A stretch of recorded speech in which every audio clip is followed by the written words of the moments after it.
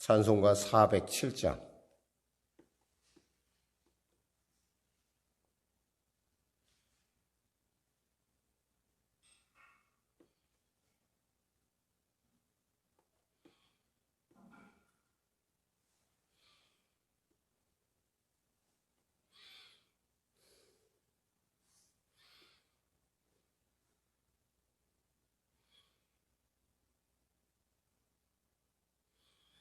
찬송가 407장입니다.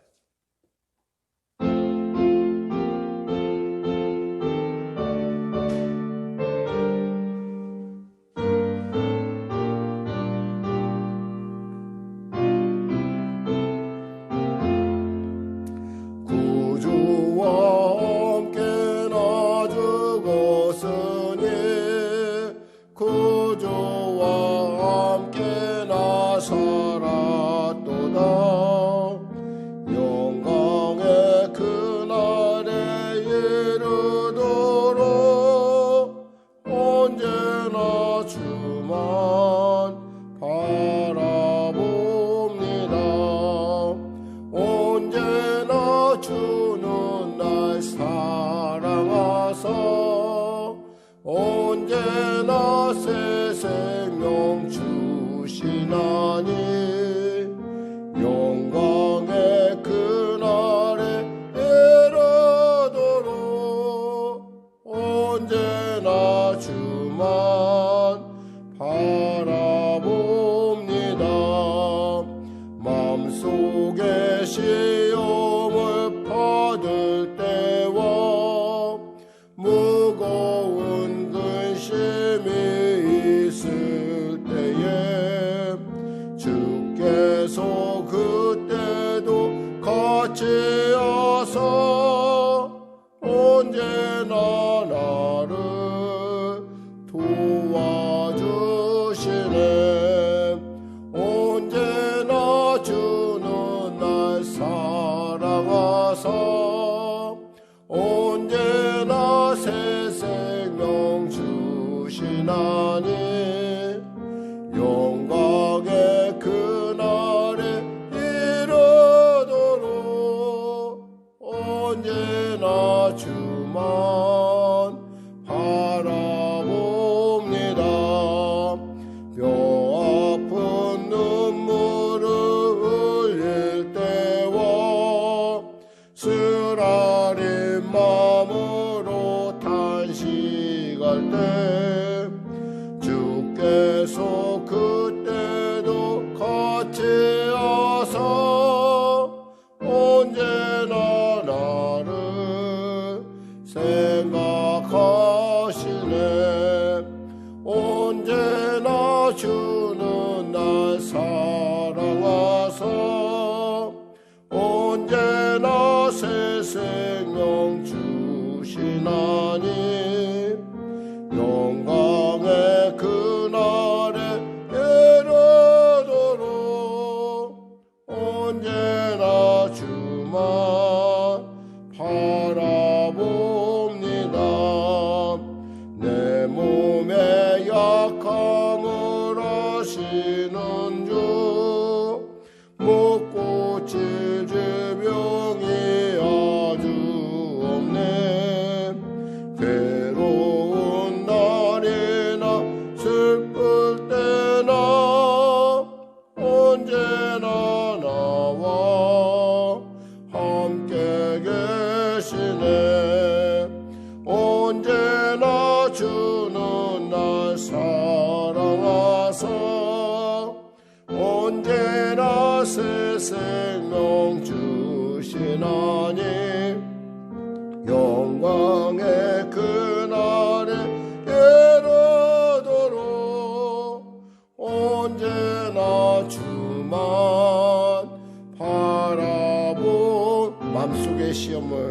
맘속의 시험을 받을 때와 무거운 근심이 있을 때에 주께서 그때도 같이 하사 언제나 나를 도와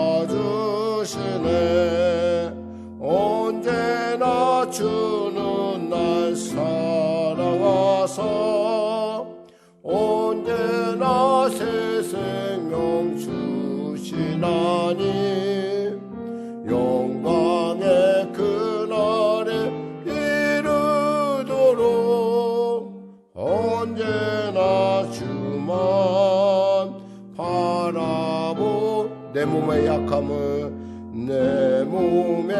약함을 아시는 주 못 고칠 질병이 자주 없네 괴로운 날이나 기쁜 때나 언제나 나와 함께 계시네 언제나 주는 날 사랑하사 언제나 새 생명 주시나니 영광의 그날에 이르도록 언제나 주만 바라봅니다.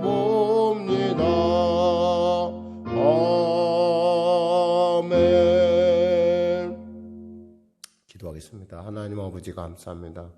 오늘 하나님께서 귀한 아침을 주시고 또 이 토요일 아침 가운데 한결같은 마음으로 달려나올 수 있도록 인도하심을 감사합니다. 간밤에도 우리를 지켜주실 뿐만 아니라 오늘도 지금이라는 이 시간을 통하여 또 우리에게 하루를 또 허락하여 주시고 이 공평한 은혜 가운데 시간이 주 안에서 아름답게 또 쓰임받는 귀한 시간으로 그렇게 사용할 수 있도록 우리를 불러주셨음을 감사합니다. 크리스찬으로서 그리고 하나님을 아는 자로서 성령 충만한 자로서 아버지 오직 주님의 기뻐하심을 이루어가는 우리 모두가 될 수 있도록 도와주시옵소서. 간절히 바라오기는 코로나19 속히 종식되게 하여 주시옵소서. 점점 그 밀도가 높아져 가고 있는데 이런 때일수록 스스로 조심하게 하여 주시고 또 마스크 착용과 개인 위생에 더욱더 힘써서 내 스스로가 또 다른 사람에게 해를 끼치는 것이 아니라 내 스스로 지킬 뿐만 아니라 다른 사람에게도 전하지 않은 유익한 그런 우리 모두가 될 수 있도록 도와주시옵소서. 그간에 하나님께서 지켜주셨듯이 끝까지 에베네셀 하실 줄 믿사오니 우리 사랑하는 성도들을 지켜주시고 일터와 삶을 그들의 가정을 그들의 자녀들을 보호하여 주시옵소서. 나라와 민족을 불쌍히 여기시고 원칙과 법이 서 있는 그러한 나라로 공법이 하수같이 흐르고 정의가 하수같이 흐르는 놀라운 나라로 세워주시고 인도하여 주시옵소서. 한 계층을 대변하는 것이 아니라 국민 전체를 바라보며 골고루 그 모든 것들을 배려할 수 있는 그런 정책과 그런 리더, 그런 대통령과 위정자들이 될 수 있도록 도와주시옵소서. 감사하며 예수님의 이름으로 기도드립니다. 아멘. 하나님은 살아계십니다. 은혜 나누실 말씀은요, 에베소서 6장 1절에서 4절 말씀 드시겠습니다. 에베소서 6장 1절에서 4절 말씀. 우리 하나님 말씀 같이 합독하도록 하겠습니다. 자녀들아 주 안에서 너희 부모에게 순종하라. 이것이 옳으니라. 내 아버지와 어머니를 공경하라. 이것은 약속 있는 첫 계명이니 이로써 내가 잘되고 땅에서 장수하리라. 또 아비들아 너희 자녀를 노엽게 하지 말고 오직 주의 교훈과 훈계로 양육하라. 아멘. 저는 본문 말씀을 중심으로 아름다운 자녀, 아름다운 부모라는 제목의 말씀 나누기 원합니다. 아이들을 키우다 보면은 어느 순간인가 보면 특히 이제 크리스찬 가정에서 나타나는 것 중에 그 아이들이 그 신앙이 흔들릴 때가 있고 때에 따라 어떤 경우에는 그 아이들이 그 신앙을 영영 잃어버릴 것 같은 그런 어떤 안타까움을 우리가 경험하게 됩니다. 그러니까 예를 들면 이제 대학에 가면 아이들이 신앙이 많이 흔들리죠. 또 어떤 직장에 가서 또 아이들이 흔들리는 것을 봅니다. 막상 본인이 돈을 벌기 시작하면은 그 어떤 돈의 가치에 대한 어떤 그런 것이 있어서 그런지 몰라도 어떤 이것은 내 것이라라는 어떤 그런 모습들을 보면서 참 아직도 좀 뭔가 잘못됐구나라는 생각을 우리가 신앙교육상의 문제를 스스로가 점검하게 됩니다. 근데 요즘은 그 나이가 그때만 하더라도 그랬었는데 요즘은 바뀌었다고 합니다. 그 나이가 12살이라고 합니다. 12살. 중학교가 들어가기 시작하면 아이가 그때부터 교회를 가니 안 가니 신앙을 갖느니 안 갖느니 그런 문제를 갖고 부모들에게 이렇게 의견 제시를 하기도 하고 또 하다못해 요즘 초등학생들도 그런 얘기를 합니다. 종교가 이렇게 얘기를 하고 그럼 참 믿음이 없는 가정에서는 그 뭐 당연하겠지만은 믿음을 갖고 있다는 우리 어떤 가정들에서는 그것이 굉장히 위기가 될 수밖에 없어요. 그 원인이 무엇이겠는가? 뭐 교회 탓도 있겠지만 사람들이 교회가 제대로 못 가르쳐서라고 왜냐하면 늘 어렸을 때 데리고 다녔으니까. 근데 사실 교회 탓도 교회 탓이지만 그보다 더 중요한 것은 부모들이 신앙으로 보여주지 않았기 때문에 그렇다는 겁니다. 엄밀히 말해서 교회는 부모들이 교회에서 배운 것들을 아이들한테 가르쳐 줄 수 있도록 도와주는 것이지 교회가 그런 아이들의 모든 24시간을 책임질 수 없다라는 거예요. 주일날 잠깐 오는 것으로 한 2시간 지나고 가는 것 때문에 가시고 아이들한테 교육하기에는 좀 부족하고 어떤 면에서 늘 24시간 같이 있는 부모가 그 신앙으로 내 삶을 보여줄 때 비로소 아이가 신앙이란 이것이고 예수 믿는 것이란 이런 것이다 라고 보여주는 거죠.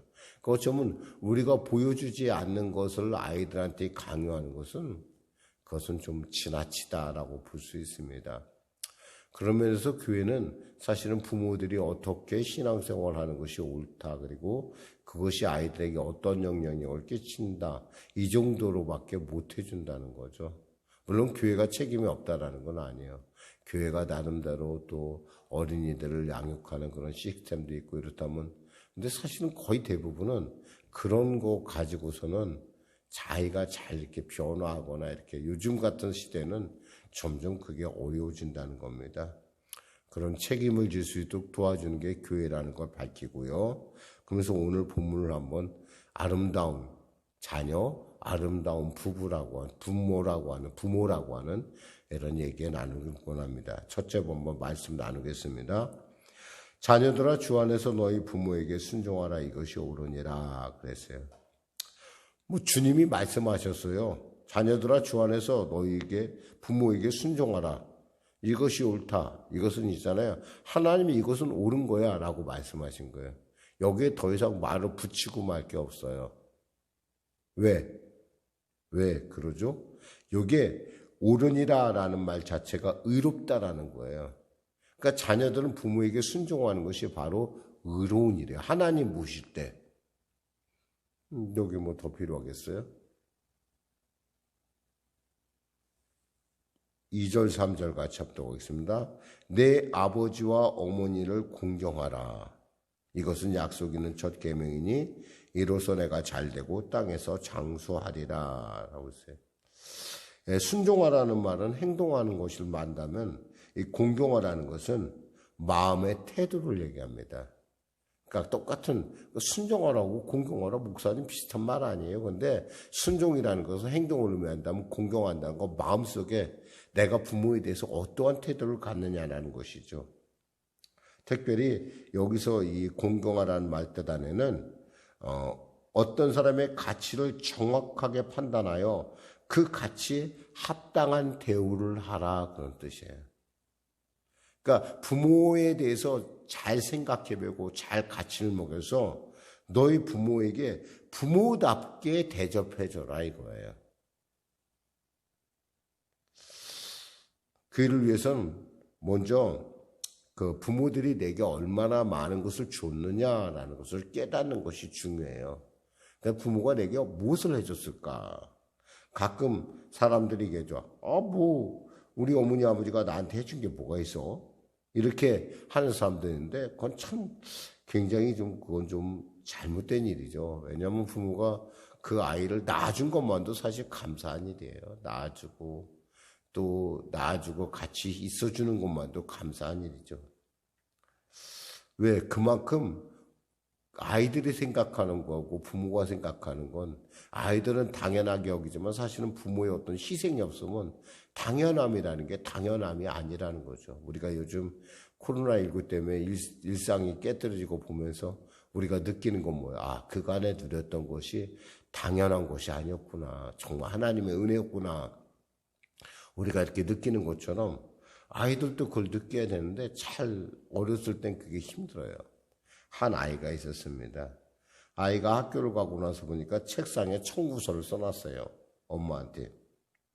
신부름값 500원, 말 잘 들은 값 500원, 피아노 연습한 값 500원, 기타 500원, 합계 2,000원 이렇게 달라고 써놨어요. 그것을 보고 이제 엄마가 보면서 참 웃으면서 이제 돈을 줬어요. 2,000원을 주고 거기다 써놨어요. 뭐라고 썼냐면 사랑해준 값 빵원, 옷 장난값 신발값 빵원, 아침 저녁 점심 저녁값 빵원, 방을 빌려준 값 빵원, 합계 빵원. 그러니까 아이들이 생각하는 거고 부모의 생각이 얼마나 다르다는 거 우리가 단순히 알 수가 있죠. 부모의 희생은 사실 값으로 따질 수 없을 정도로 크다는 거. 그리고 또 부모가 있다라는 것이 얼마나 복 있는 것인지 잘 사람들이 몰라요. 좋은 때도 힘들 때도 부모가 있으면 뭐 힘들 때 부모가 당연히 사주는 건 당연하지만 좋을 때도 부모가 있다는 게 얼마나 귀한 것인지 사실 사람들이 잘 알지 못하는데 나이가 먹어가면서 느끼죠. 이럴 때 우리 어머니 아버지가 계셨으면 참 좋아하셨을 텐데 이럴 때 어머니 아버지가 있었으면 좀 얼마나 위로가 됐을까 나에게. 이렇게 사람이 정말 오늘 부모 아까 드렸던 차이처럼 뼛속에 눈물을 흘릴 때가 있어요. 우리가 그럴 때 부모라는 존재는 괜히 그 존재만으로도 감사하죠. 사실은 또 정말 너무너무 내게 어떤 성취가 있었을 때 너무너무 기뻐서 나눠야 할 텐데 부모가 있다라는 거 그만큼 좋은 게 어디 있겠어요. 근데 사실 그때 우리가 그 정도의 나이가 먹을 때가 되면은 되게 부모님들이 되게 우리 곁에 계시지 않은 경우가 많아요. 더욱이 부모를 공경하라는 것은 10계명 중에 5째 계명에 해당합니다. 그러니까 다 하나님에 대한 계명이 4개 있다면 마지막 그 사람에 대한 첫째 계명이 사람 도리의 첫째 계명이 뭐냐면 내 부모를 공경하라. 그리하면 내 하나님 여호와께서 내게 준 땅에서 내 생명이 길리라 그랬어요. 약속이 있는 계명이라는 거예요. 다른 것은 약속이 없어요. 근데 그건 약속이 있어요. 내 생명이 길리라. 이 긴다는 것은요. 단순하게 오래 산다는 것이 아니라 복받고 번성한다는 거예요. 사실 이렇게 보면은 예수 안 믿어도요. 이 효도하는 가정을 보면요. 확실히 잘 돼요. 자녀들이. 보면은 효도하는 사람은 뭔가 그러니까 하나님이 기뻐하시는 거예요. 하나님이. 부모한테 효도하는 걸 하나님이. 그러니까 부모를 공경하고 그런 것이 하나님을 기쁘게 하는 거죠. 근데 많은 사람들이 잘 알지 못해요. 특히 요즘 젊은이들은 그냥 부모가 나한테 해준 것도 없으면서 그냥 굉장히 기대한다. 이런 생각을 합니다. 어떤 어린아이가 우리 6학년짜리 학생이 자기 어머니를 잃고 나서 이런 시를 썼어요. 가장 받고 싶은 상. 실제로 이 시를 읽으면서 저도 굉장히 감동받고 저도 마음이 참 어렸는데 그 아이가 6학년 아이가 썼어요. 6학년 일반 우덕초등학교 이슬. 제목은 뭐냐면 시의 제목은 이거예요. 가장 받고 싶은 상. 가장 받고 싶은 상인데, 아무것도 하지 않아도 짜증 섞인 투정에도 어김없이 차려지는 당연하게 생각되는 그런 상. 하루에 3번이나 받을 수 있는 상. 아침상, 점심상, 저녁상. 그동안 숨겨놨던 말, 이제는 받지 못할 상.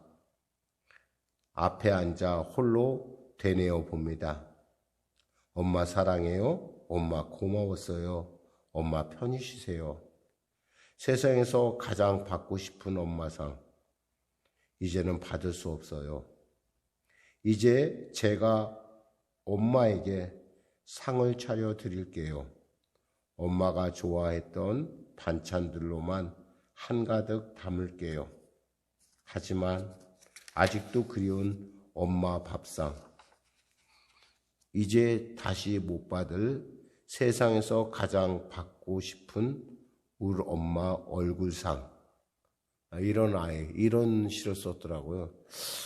정말 이렇게 보면서 이 아이가 엄마를 잃고 나서 얼마나 마음이, 이게 엄마가 암으로 돌아가셨어요, 아이가. 그래서 이것을 이제 동시를 썼는데, 동시대회를 냈는데, 이걸 갖다 아이가 이렇게 써나간 걸 보면서 참, 저도 막 우리 어머니 생각을 한번 해봤어요.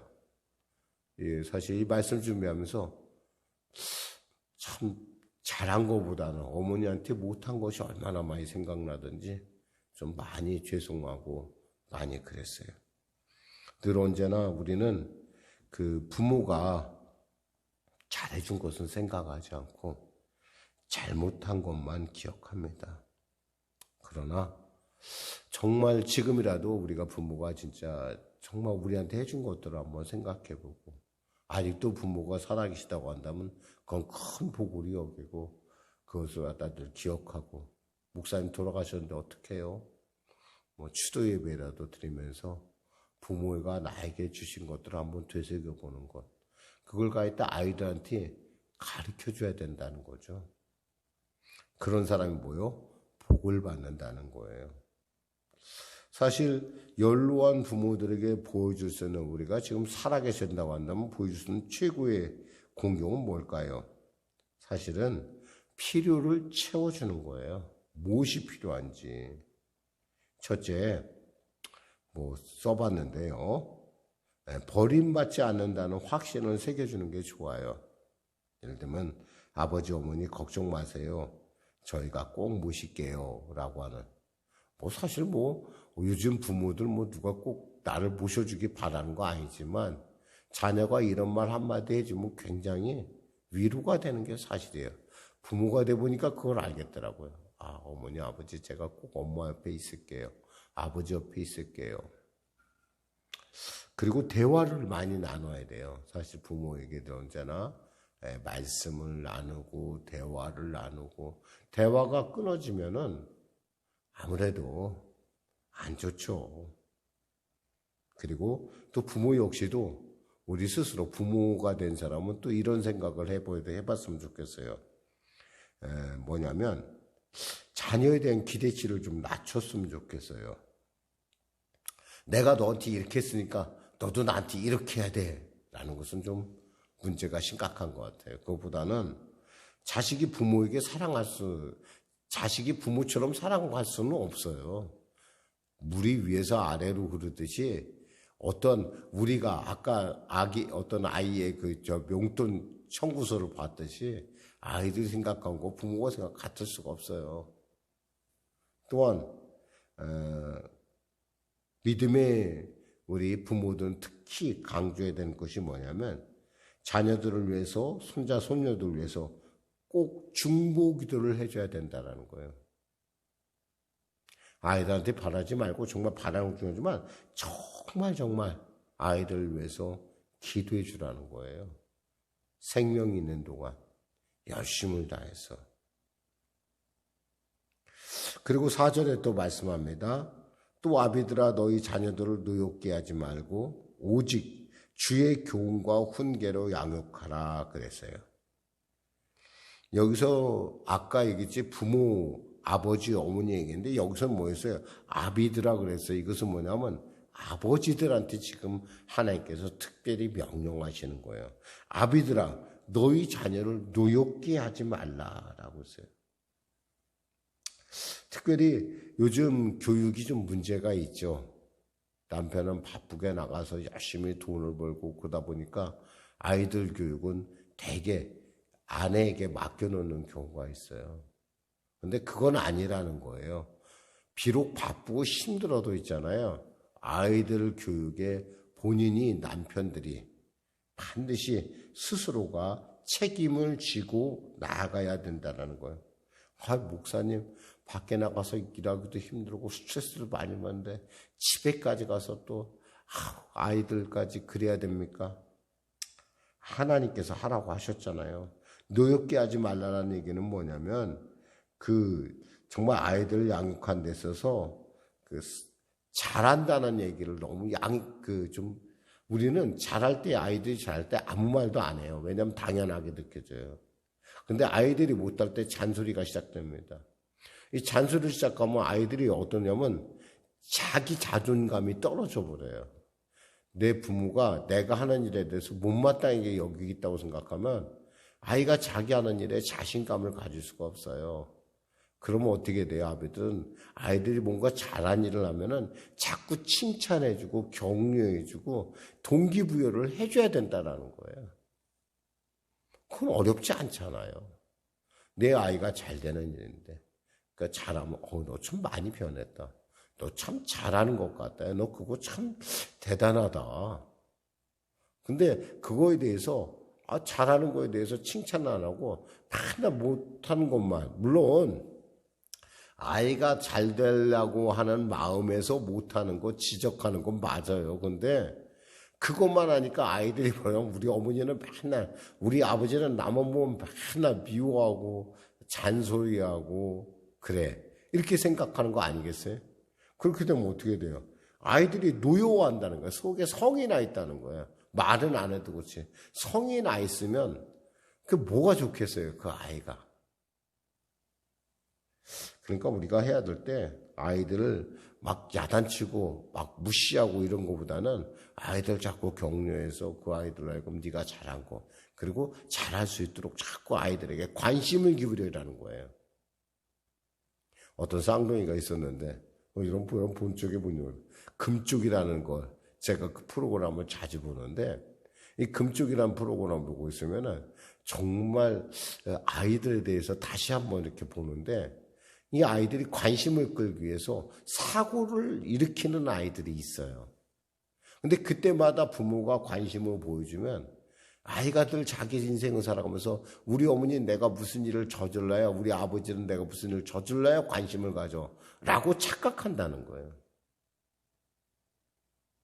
그것보다는 좋은 일을 했을 때 아이들을 칭찬하고 아이들에게 격려하면은 활동이 삶이 바뀌어나가는 아이가 행동이 우리가 아이가 변화였어요 보다도 사실 제가 그걸 보면서 부모가 변해야 된다는 생각을 제가 가져요. 부모가 변해야겠구나.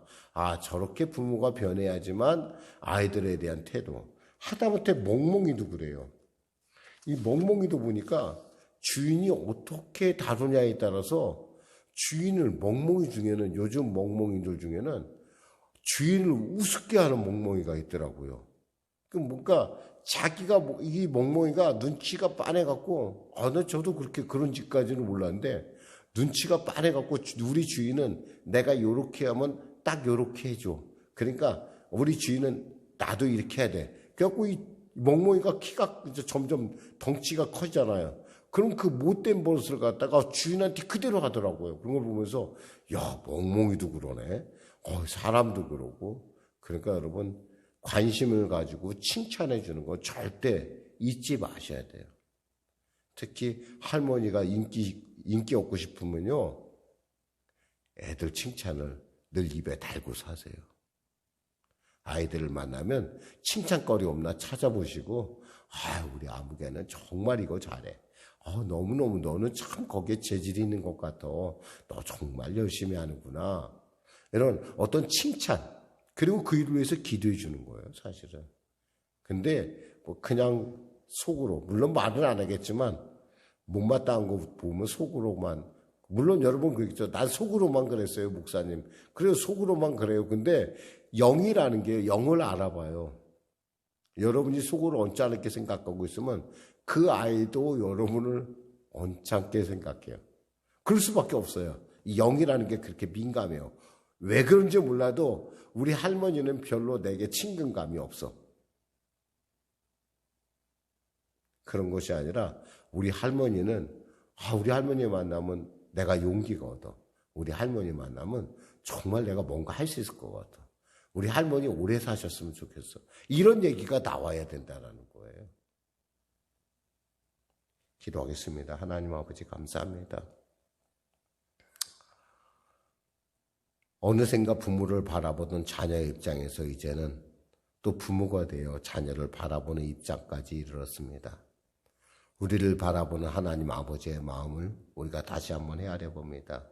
하나님, 우리에게 주신 귀한 기업들, 이 땅 가운데 선한 영향력을 끼치는 귀한 자녀들로 키울 수 있도록 우리에게 지혜와 은혜를 베풀어 주시고, 특별히 크리스찬 아버지들에게 용기와 힘을 주시고, 자녀에 대해서 어떻게 양육해야 될지 복되게 아름답게 양육하는 아름다운 부모요, 또 아름다운 자녀들이 될 수 있도록 도와주시옵소서. 예수님의 이름으로 기도